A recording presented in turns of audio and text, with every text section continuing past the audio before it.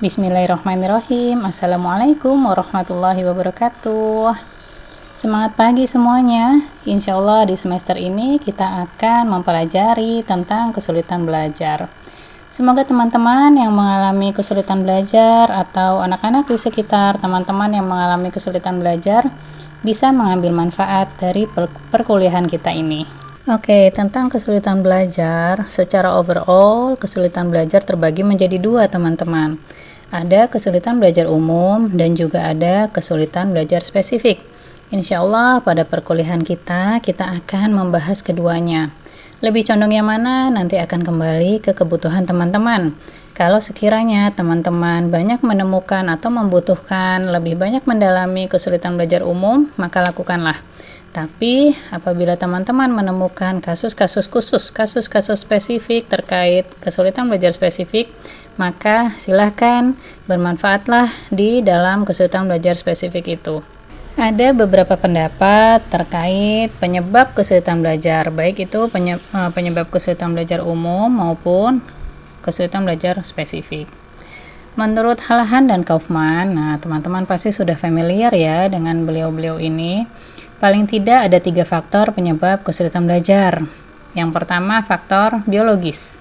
Banyak ahli yang meyakini bahwa timbulnya kesulitan belajar disebabkan adanya disfungsi sistem syaraf pusat yang dipicu oleh beberapa hal seperti cedera otak.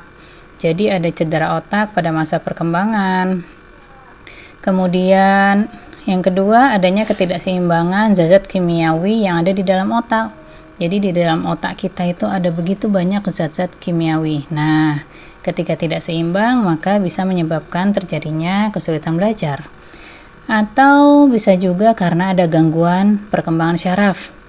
Bisa juga teman-teman adanya kelambatan atau stunting dalam proses perkembangan individu.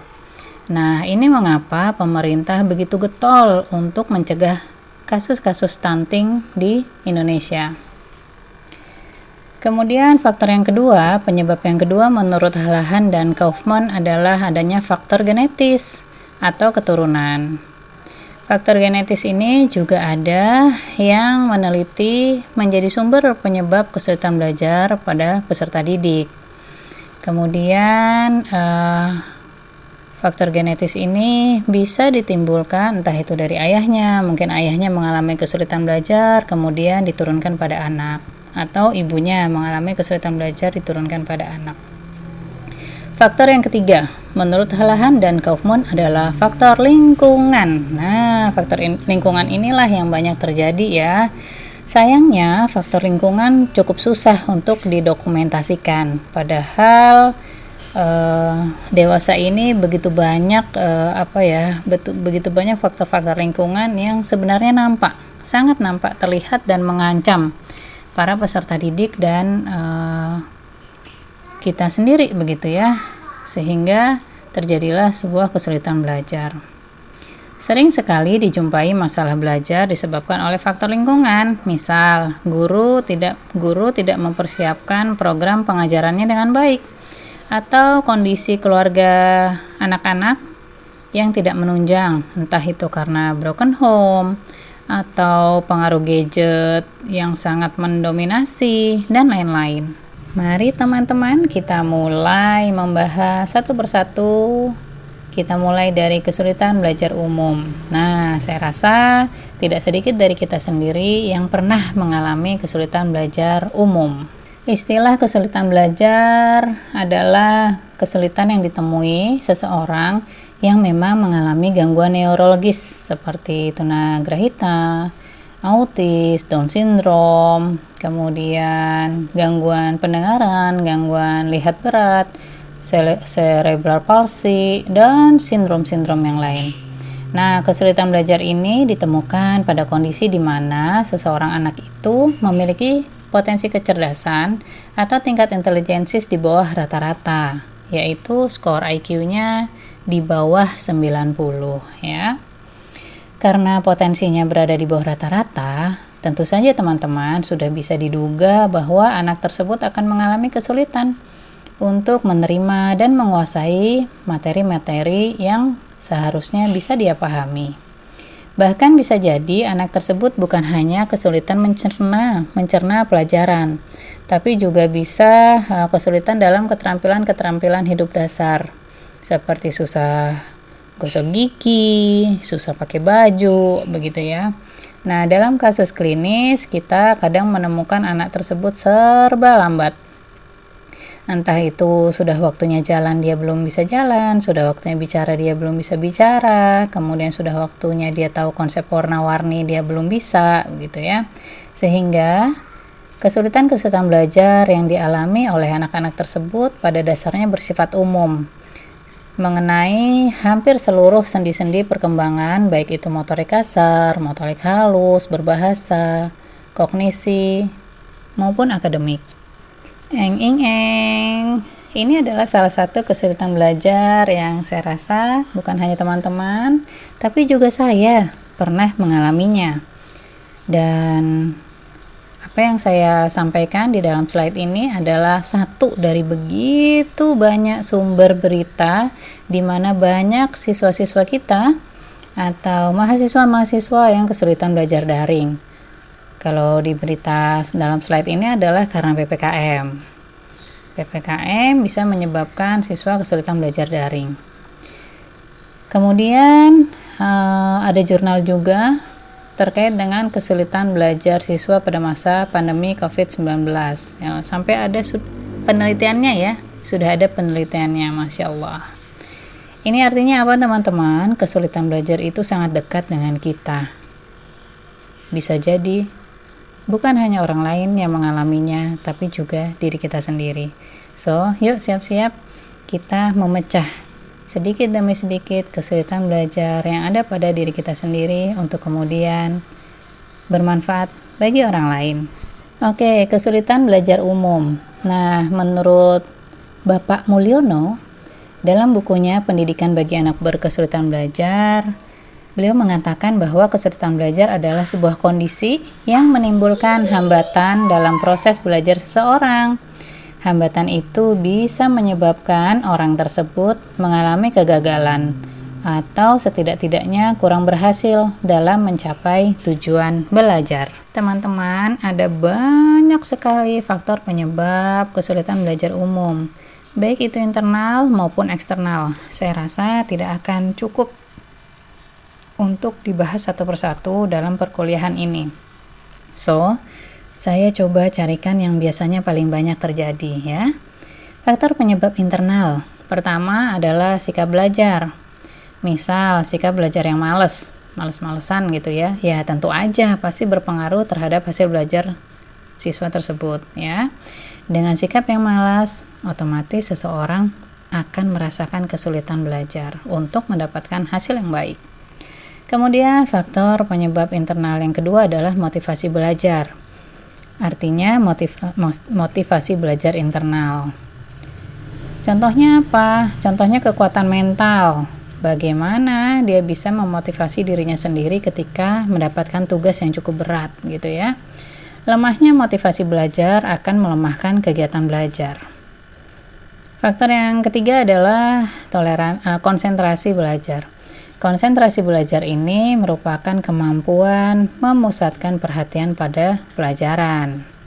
Bisa saja karena kesehatan terganggu, konsentrasi belajar pun menurun sehingga menyebabkan kesulitan belajar. Kemudian faktor penyebab internal lainnya adalah rasa percaya diri siswa itu sendiri. Teman-teman mungkin tahu ya insecure. Wah, ini lagi ngehit nih insecure gitu ya. Jangan insecure, yuk bersyukur aja gitu. Ya, nggak semudah itu juga, tapi tidak menutup kemungkinan untuk diupayakan. Rasa percaya diri yang minim bisa menyebabkan kesulitan belajar ya. Rasa percaya diri ini timbul sebenarnya dari keinginan mewujudkan diri untuk berhasil teman-teman. So, coba yuk di list seberapa tinggi atau bahkan seberapa rendah rasa percaya diri teman-teman pada mata kuliah ini. Gimana ya hasilnya? Sekarang kita coba membahas tentang faktor penyebab eksternal ya. Faktor penyebab eksternal ini berarti dari luar diri seseorang. Entah dari luar diri anak ataupun dari luar diri kita sendiri. Yang pertama adalah faktor dari guru atau bisa juga dari dosen gitu ya, sebagai pembimbing siswa belajar. Bisa jadi guru atau dosen tidak mempersiapkan materi perkuliahan terlebih dahulu sehingga mahasiswanya perlu loading untuk memahami materi. Kemudian fasilitas belajar, bisa jadi fasilitas belajarnya terhambat. Contoh seperti kita kuliah daring. Tapi agak susah dapat sinyal gitu ya. Kemudian lingkungan sosial siswa atau mahasiswa di sekolah atau di kampus. Contoh kondisi atau letak sekolah yang kurang bagus, seperti di dekat pasar atau di dekat rel kereta api begitu ya. Jadi dikit-dikit tutut, kucus-kucus gitu. Nah, kemudian faktor yang lainnya adalah lingkungan sosial di rumah, di keluarga. Contoh ketidakharmonisan antara ayah dan ibu, atau rendahnya perekonomian keluarga, hingga gizi yang kurang dilengkapi oleh orang tuanya. Nah, itu adalah beberapa faktor penyebab eksternal. Semoga kita dijauhkan dari faktor-faktor tersebut. Ya, teman-teman, saya rasa kita masih ingat di awal-awal pandemi, di masa pembelajaran daring. Heboh, ya. Semuanya sedang beradaptasi bagaimana belajar dengan suasana daring. Ada yang kesulitan kuota, ada yang kesulitan sinyal, begitu. Yang qadarullah tidak sedikit hal tersebut masih terjadi ya hingga kini. Ini adalah salah satu contoh foto yang viral di kala itu. Ada sejumlah siswa sampai memanjat pohon untuk mencari sinyal. Apakah teman-teman juga ada yang seperti ini? Masya Allah ya. Beberapa di antara mereka pejuang sinyal, ada yang menjadikannya sebagai bagian kesulitan belajar, tapi ada juga yang menjadikannya sebagai tantangan dalam belajar.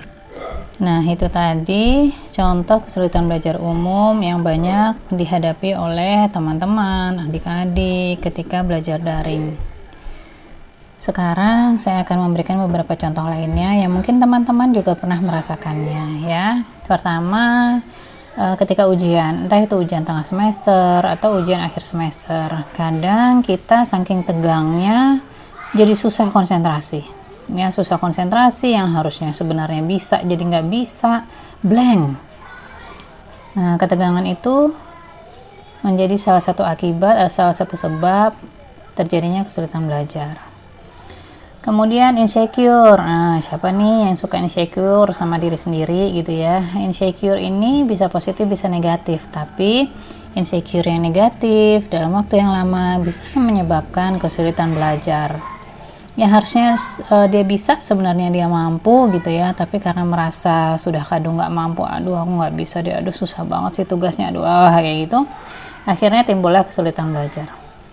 Yang sering ditemui di rumah sakit adalah kasus anak-anak sakit dengan kasus yang cukup parah.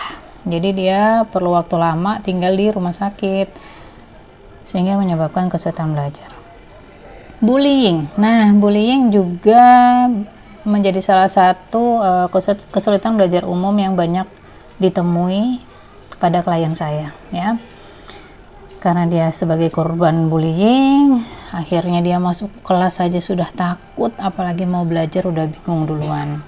Yang terakhir siapa ini yang sering tidur di kelas? Saya rasa anak-anak mata kuliah kesulitan belajar nggak ada ya, nggak ada yang seperti ini, maksudnya tidur di kelas gitu ya. Kenapa?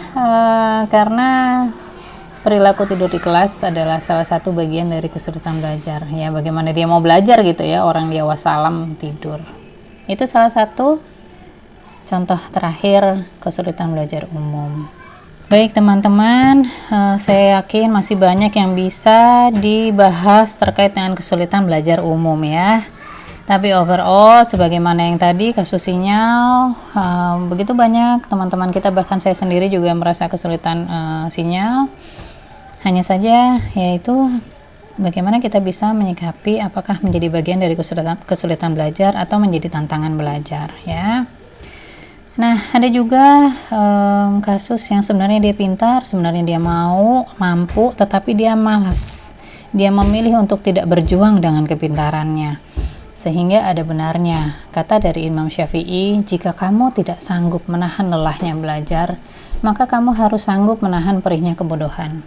Tidak sedikit teman-teman sebenarnya begitu kecil penyebab kesulitan belajar pada seseorang, tapi karena dia belum siap atau bahkan memang dia memilih untuk menyerah, maka terjadilah kesulitan belajar. Di satu sisi teman-teman, ini adalah kata Albert Einstein, setiap anak jenius, tapi jika Anda menilai ikan dari kemampuannya memanjat pohon, seumur hidup dia akan menganggap dirinya bodoh. Duhai teman-teman, begitu banyak, baik itu pengajar ataupun pelajar, yang begitu pusing, yang begitu fokus dengan kelemahannya sendiri sehingga dia lupa dengan kelebihannya. Alhasil, ya, kesulitan belajar pula yang ditemui atau yang nampak pada dirinya. Maka, yuk, sekali lagi, dan tidak akan pernah saya lelah untuk mengajak teman-teman, mari bergerak untuk memperbaiki kesulitan belajar yang ada di dalam diri kita maupun di orang lain. Nah, saya yakin teman-teman sudah sangat mengetahui atau bahkan sangat penasaran dengan kesulitan belajar khusus. Tenang, sabar, stay calm. Insya Allah kita akan membahasnya di pertemuan ke depan. Sampai jumpa.